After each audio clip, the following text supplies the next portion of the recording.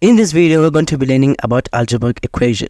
So at the end of this video, you'll know how to solve this equation or any other equation that's similar to this.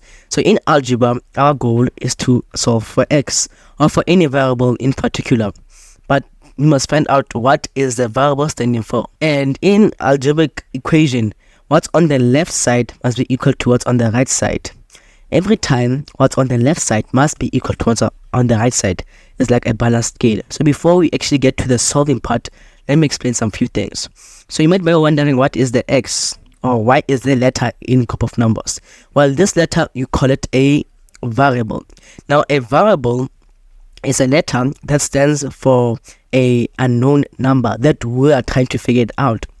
So it can be any letter. So the most common one is x. The number that's next to the variable, we call it the coefficient. The coefficient, it shows how many variables is there. The coefficient, it's always next to a variable. So here is next to x the variable. So since it's next to x, the 2 shows how many x that they are.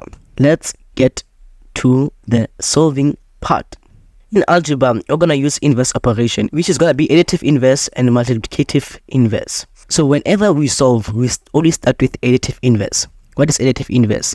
Now, additive inverse is the opposite of plus and minus. So, and for multiplicative inverse, is the opposite of division and multiplication. But let me show you. So we're going to say 2x. You don't write equal to 2x plus 3. And our goal in algebra is for x to be alone on the left side. That's our goal.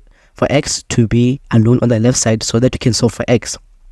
So here's it, 2x plus 3. And for x to be alone, we first have to use the inverse operation, which is the opposite of addition and subtraction. What is the opposite of plus 3? Is minus 3. The opposite of positive 3 is negative 3. So that's the only way we can remove 3 by using its inverse operation, because our goal is for x to be alone.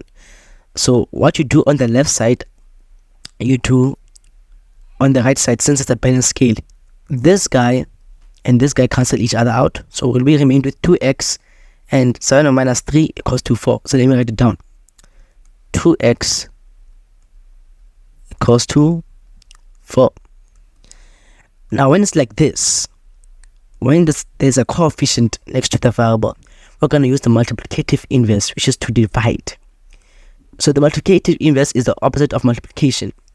When it's like this, when you replace it, we're going to put the value of x in brackets.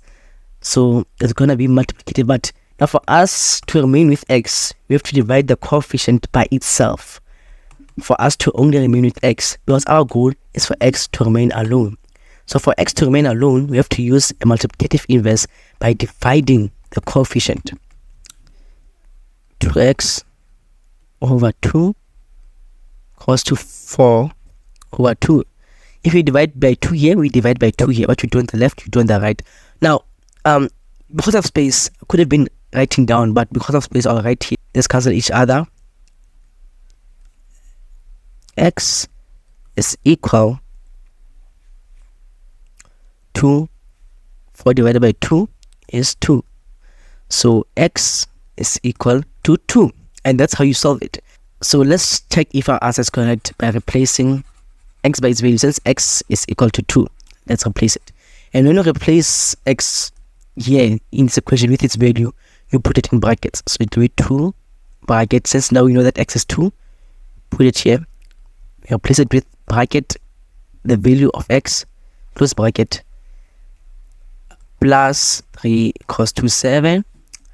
Bracket is multiplication in maths, so 2 times 2 is 4, plus 3 equals to 7. Is that correct? Yes. 4 plus 3 is 7, and here it's 7. So what's on the left side is equal to what's on the right side. So thanks for watching this video. Please like and subscribe and share to someone who needs to watch this video. Thanks for watching.